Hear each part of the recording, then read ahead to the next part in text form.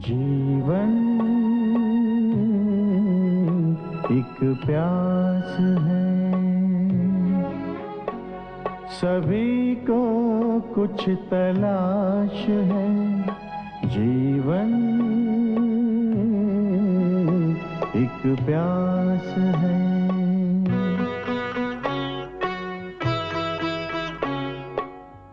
जिनकी हम तलाश में उम्र भर चले, कोई जानता नहीं वो कहाँ मिले। फिर भी टूटती नहीं ये जो आस है। सभी को कुछ तलाश है। जीवन एक प्यास है, सभी को कुछ तलाश है।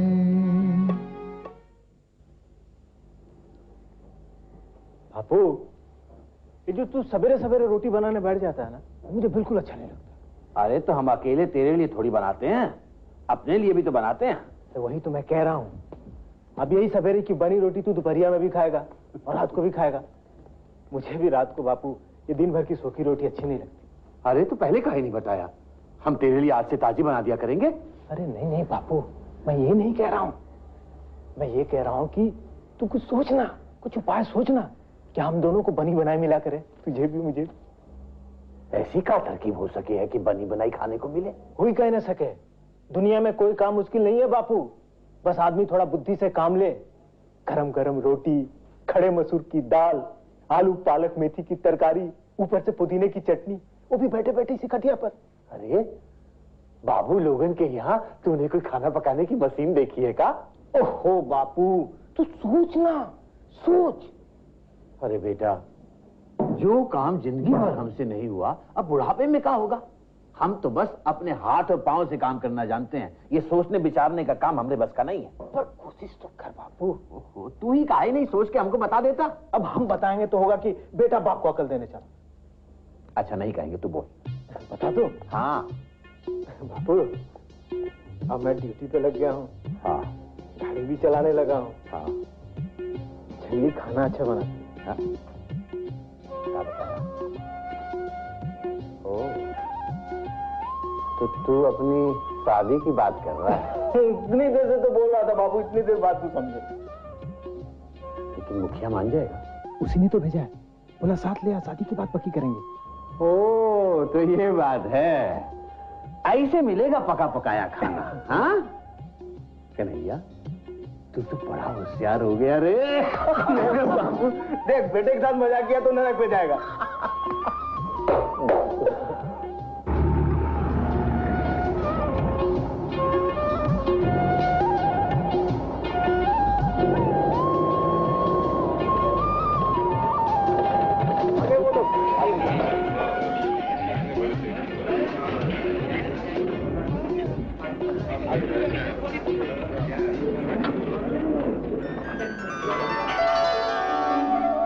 हाँ फर्दू आ बैठ। जीते रहो। ए भीरू, एक दिन बारात लेकर तो तेरे दरवाजे आना ही था। भाई आज की बैठक अगर हमरे घर रख लेता तो हमें भी बेटे का बाप होने का गर्व मिल जाता। अरे भाई ये घर भी तो तेरा ही है, अब ये है किसका? आज की ये बैठक हमने अपनी जंगली के ब्याह की तारीख पक्की करने के लिए बुलाई है। आज से 18 साल पहले हमने जानकी को जबान दी थी, वादा किया था उससे कि ये काम हम जरूर करेंगे। आज अगर जानकी जिंदा होती तो ये बैठक हमारे दरवाजे पे नहीं, ऊके दरवाजे पे होती। अब हम फर्दों से एक सवाल करते हैं, जैसे हम जानकी को दिया हुआ वादा पूरा कर रहे हैं, क्या फर्दू भी करेगा? काहे नहीं करेंगे भीरू? अरे इसीलिए तो आज हम अपने बेटे कन्हैया को लेकर यहाँ हाजिर हुए हैं। तो फिर सबके सामने सुन ले कि हमारी एक शर्त है, तू शर्त बोल भीरू, हमें तेरी सारी शर्तें मंजूर हैं। ऐसे नहीं, पहले शर्त सुन ले, फिर बोल मंजूर है। अरे तेरी जवान तो हम बनदेवी की पूजा की रात 20 साल पहले ही देख चुके हैं। पुरानी बातें ना उखाड़ भीरू। फर्दू, पुरानी बातें आदमी भूल जाता है, पर उसकी टीस नहीं भूलता। वो आज भी हमारे मन में उठती है। हमारी शर्त यह है कि अगर कन्हैया जंगली से ब्याह करना चाहता है तो इसे हमेशा के लिए अपने बाप को छोड़ना पड़ेगा।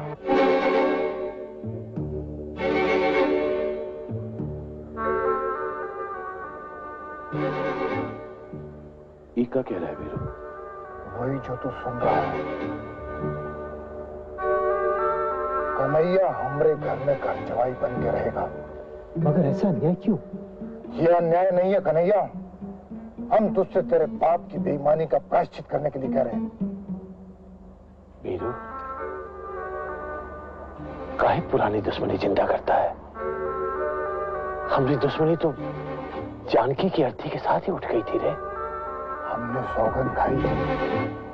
सौगंध खाई थी कि वैसे ही तेरा कलेजा छलनी करके रख देंगे, जैसे तिल तिल करके तूने हमारा कलेजा छलनी किया है।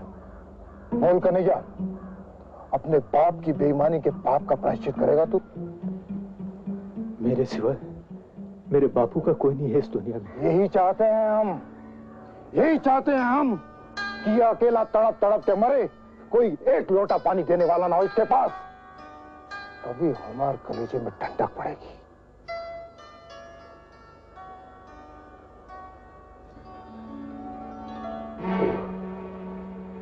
वीरू, हम तेरे पांव पड़ते हैं वीरू।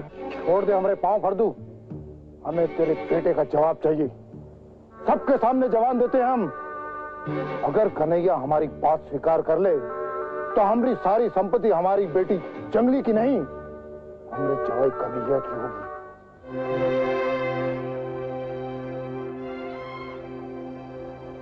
उठ बाबू, उठ। तूने मेरे लिए अपने दुश्मन के पैर पकड़ लिए। तुझे इतना भी विश्वास नहीं था मैं कन्हैया पर। चल सरसाम लौट चले। मुखिया जी, अगर प्रेम देवी देवताओं का आशीर्वाद है तो यह आशीर्वाद हमें मिल चुका।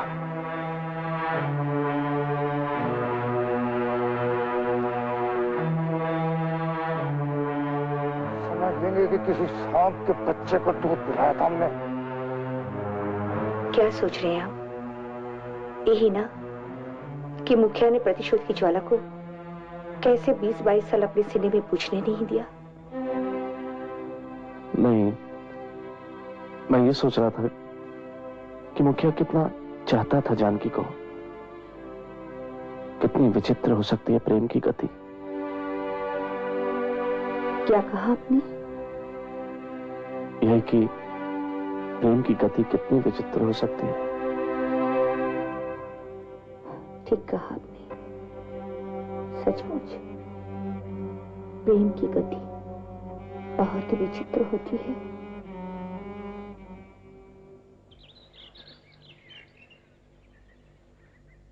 नमस्ते शंकर बाबू।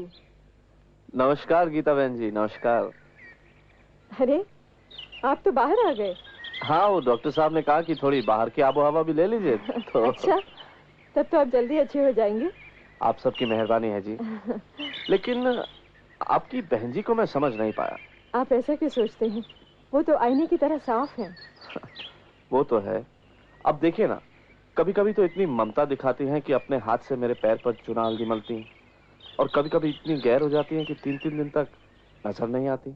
ऐसा क्यों? ऐसा इसलिए कि यहाँ का सारा काम वो खुद देखती हैं, मगर फिर भी किसी के लिए गैर नहीं बनती। यही तो उनकी महानता है। अच्छा, इतना तो बता दीजिए कि अब उनके दर्शन कब होंगे? ये मैं कैसे कह सकती हूँ? ये तो बहन जी खुद ही बता सकती हैं। बल्कि वो तो ये भी जानती हैं कि दूसरे उनसे क्या जानना चाहते हैं। अगर जानती होती तो समझती कि एक मेहमान उनके आश्रम में यूं ही नहीं पड़ा है। आप क्या समझते हैं उन्हें नहीं मालूम? आपके पाँव में चोट लगने के बाद यूं ही उठा लाई वो आपको यहाँ? अच्छा।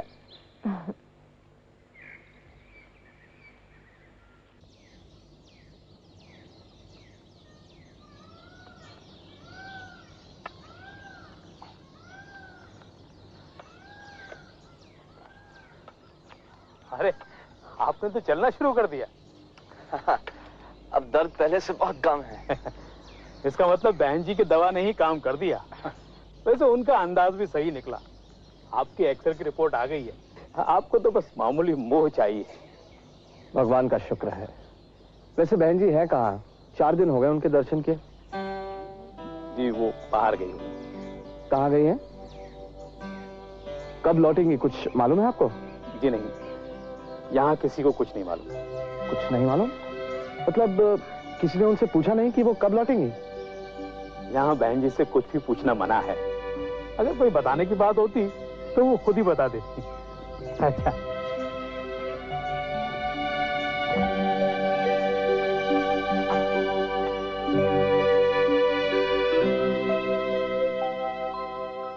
नमस्ते हुजूर।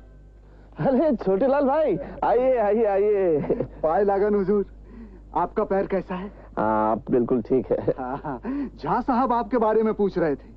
झा साहब? झा साहब आए थे क्या? हाँ, यहाँ आए थे ना, यहाँ यानी रेस्ट हाउस में आए थे हुजूर, और बहुत जल्दी में थे, नहीं तो आपको मिलने जरूर आते। जाते वक्त कहकर गए हैं कि आप जब यहाँ से लौटे तो सरसावन में उनसे मिले बगैर ना जाए। हाँ ऐसा कैसे कर सकता हूँ मैं? आप लोगों की सहायता से तो यहाँ तक पहुँचा हूँ। जी, झा साहब ने आपके लिए ये फलों की टोकरी भेजी। अच्छा, रख दीजिए। छोटेलाल भाई, आपसे एक जरूरी बात करनी थी। जरा बैठिए। बैठिए बैठिए। आप इस इलाके के किसी पुराने आदमी को जानते हैं जो यहीं पला बड़ा हो? मेरा मतलब हो जो यहीं का हो।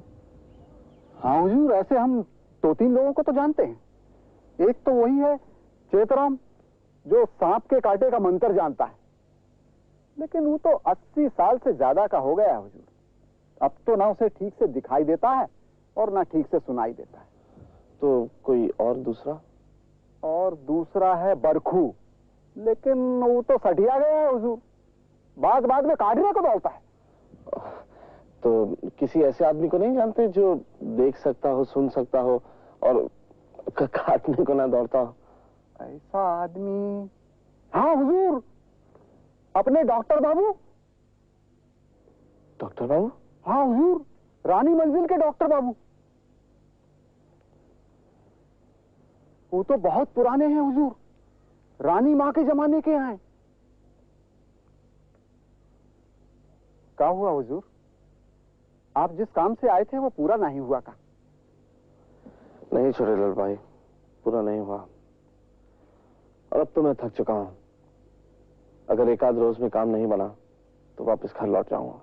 आप ठीक कह रहे हैं हुजूर, आप भी अपना परिवार छोड़कर यहाँ पड़े हुए हैं, चिंता तो लगती ही होगी।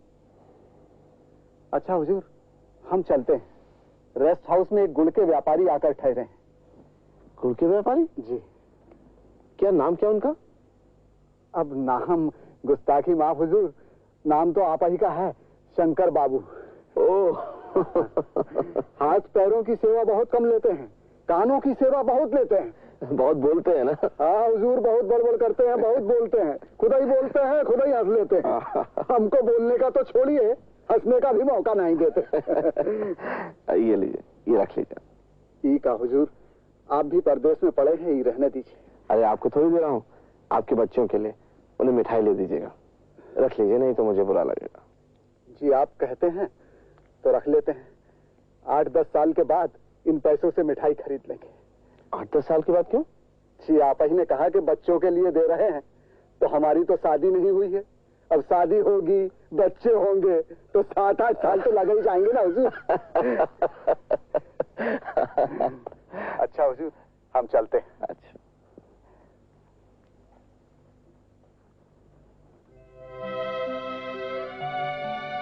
डॉक्टर बाबू?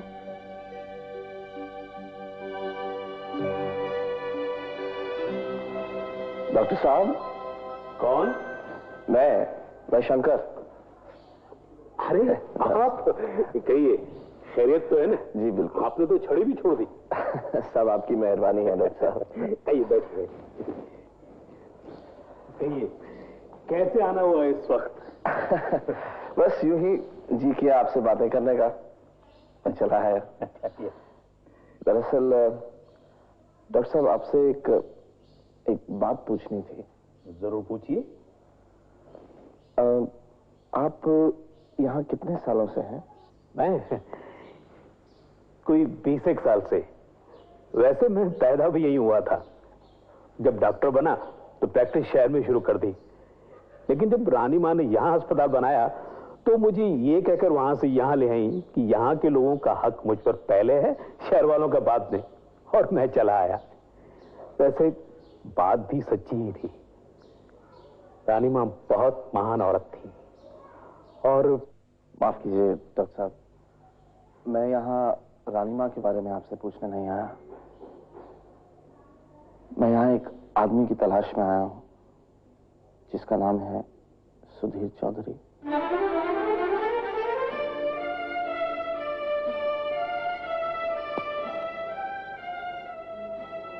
ये नाम आपने जरूर सुना होगा। देखिए शंकर बाबू, इस बारे में अगर मुझसे कुछ ना ही पूछे तो अच्छा है। क्यों? हकीकत यह है कि मैं सच नहीं बोल पाऊंगा, और ना ही गलत बोलकर मैं आपको गुमराह करना चाहता हूं। यानी मैं ये समझ लूं कि आप जानते हैं, लेकिन आप ये समझिए कि यहां कोई कुछ नहीं जानता, और अगर कोई सब कुछ जानता है तो वो है सिर्फ बहन जी। अजीब बात है डॉक्टर साहब, आखिर क्यों हर बार मेरी तलाश बहन जी के नाम पर आकर रुक जाती है? क्या मिस्ट्री है, क्या रहस्य है जो कोई कुछ बताना नहीं चाहता? अनजान बनकर बहन जी का नाम बस। आप समझदार हैं शंकर बाबू, आखिर कोई तो बात तक लोग खामोश है। आप ये क्यों नहीं समझते कि मैं सुधीर चौधरी के इंतजार में इतने दिन से पड़ा हूं यहाँ? कोई दूर का रिश्तेदार नहीं हूं, मैं उसका भाई हूं। उसकी मां ने मेरे सर पे हाथ रखकर मुझे अपना बेटा बनाया था। छोटे भाई की जिम्मेदारी छोड़कर गई है मुझ पर। उसकी जमीन है, मकान है, क्या करूं मैं सबका? छोड़ छोड़कर अपने वतन चला जाऊं? परेशानी में पड़ गया हूं यहाँ आकर। अच्छा, कम से कम ये तो बता दीजिए कि वो जिंदा भी है या नहीं? सुधीर चौधरी की बात इस इलाके में बहन जी के अलावा कोई नहीं कर सकता। देखिए शंकर बाबू, बहन जी बहुत करुणामयी। कान पक गए हैं मेरे ये सुन सुनकर। आ जाने दीजिए उन्हें, मैं उन्हें साफ साफ बता दूंगा कि मैं उनके करुणा के इंतजार में यहां और नहीं रह सकता। जैसे आपकी मर्जी, हम तो लाचार हैं। माफ कीजिए, आपको रात में तकलीफ दी। नमस्ते। हाँ हाँ, सब काम ठीक से हो गया है।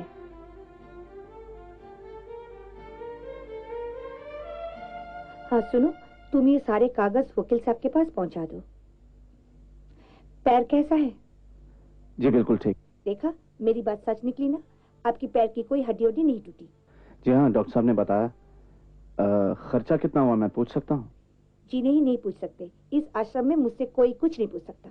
मेरे इलाज पर खर्चा कितना हुआ ये भी? देखिए, आप मेहमान हैं और मेहमान के मुंह से रुपये पैसे की बात अच्छी नहीं लगती। मेरे लिए तो ये खुशी की बात है कि भृगु मुनि ने आपकी कोई हड्डी नहीं तोड़ी। मेरी लाज रख ली उन्होंने।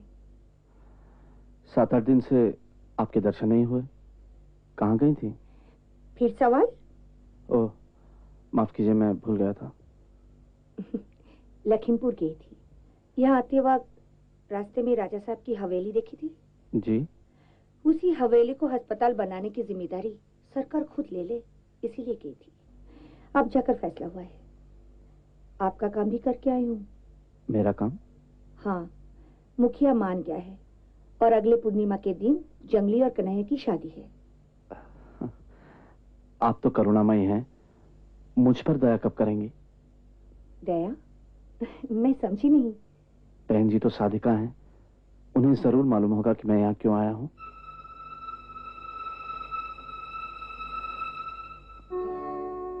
मुझे छुट्टी कब मिलेगी? छुट्टी? मैंने आपको रोक के रखा है?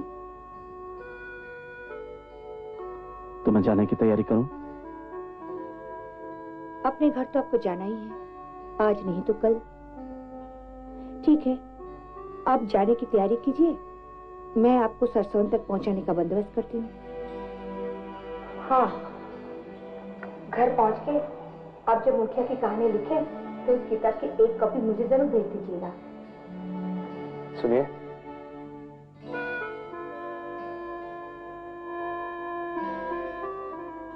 यहाँ पर कोई सवाल पूछना मना है, फिर भी एक आखिरी सवाल पूछना चाहता हूँ आपसे। पूछिए। मैं एक लेखक हूँ, ये बात आपको मिश्र जी से पता चली या बहुत साल पहले किसी और ने बताया था आपको? किसी और ने? मतलब? आप तो सादिका हैं, सब कुछ जानती हैं, ये बात नहीं समझी? मैं जिसकी बात कर रहा हूं उसका नाम है सुधीर चौधरी। अगर किसी वक्त आपको यहाँ से चले जाने का आदेश दे दूं तो? कौन आदेश देगा? रानी मंजिल की सादिका बहन जी या राजा साहब की बेटी उर्मिला? कौन है आपके सामने? कौन दिखाई दे रहा है इस वक्त आपको? दोनों, सादिका भी और राजा साहब की बेटी भी। मैं तो पहले ही दिन से दोनों को एक साथ देख रहा हूं और दोनों का संघर्ष भी देख रहा हूं अब तक। बहन जी को देवी मानने वाले ये नहीं सोचते कि वो एक नारी भी है जिसके मन पर सुख दुख की छांव भी पड़ती है। मैंने उस नारी के दर्शन कर लिए हैं। मैं उस नारी को हाथ छोड़ता हूं, बड़े भाई के नाते विनती करता हूं, मुझे मेरे भाई के विषय में बता दीजिए।